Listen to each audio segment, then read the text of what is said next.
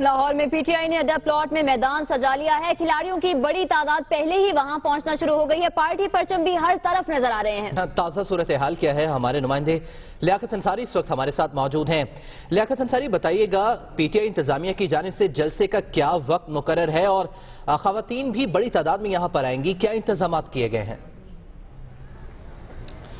جی، تحریک انصاف نے آج جو جلسے کے لیے ٹائم مقرر کیا ہے اس کا وقت 4 بجے ہے. تحریک انصاف کے جو رائیوڈ مارچ کے شرکا آئیں گے ان کے لیے اڈا پلاٹ کے مقام پر نماز جمعہ کا بھی اہتمام کیا گیا ہے اور مفتی سعید نماز جمعہ کی ادائیگی کروائیں گے. اس وقت جو ہے 40 فٹ اونچا، 80 فٹ لمبا اور 26 فٹ چوڑا جو ہے وہ سٹیج تیار کر لیا گیا ہے. اور یہ پنڈال ہمارے کیمرامین فیصل دکھائیں گے کہ یہ پنڈال جو ہے وہ بھی پوری طرح بن گیا ہے.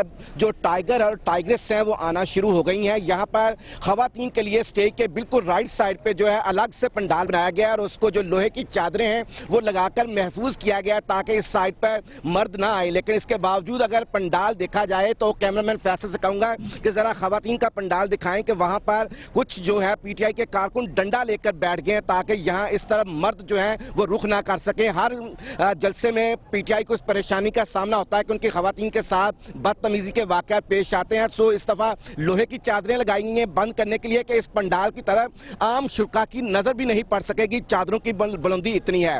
یہاں تک پی ٹی آئی کے اس دعوے کی بات کریں تو ان کا کہنا ہے کہ 30,000 کرسیاں لگائی جائیں گی، لیکن ابھی کرسیاں جو موقع پر نظر آ رہی ہیں وہ انتہائی کم ہے. 5 سے 6,000 کرسی ابھی تک لگ سکی ہے، لیکن باقی کرسیاں ہیں جو وہ بھی ابھی لگانے کا عمل جاری ہے. عمران خان کے حوالے سے بتایا جا رہا ہے کہ وہ آج بذریعہ ہیلی کاپٹر جو ہے وہ پنڈال میں پہنچیں گے اور اڈا پلاٹ کے بالکل قریب ایک نجی ہاؤسنگ سوسائٹی میں ان کے لیے ہیلی پیڈ کے 2 ہیلی پیڈ بنائے گئے ہیں، ان کا انتظام کیا گیا ہے. سو تحریک انصاف کا دعویٰ ہے کہ کم از کم 2 لاکھ افراد کا ٹارگٹ جو ہے وہ پورے ملک بھر سے کارکنوں کو آج اڈا پلاٹ کے مقام پر ٹھیک ہے. لیاقت انصاری، آپ آج صورتحال پر نظر رکھیے گا، وقتاً فوقتاً آپ سے اپڈیٹس لیتے رہیں گے. فی الوقت آپ کا بہت شکریہ.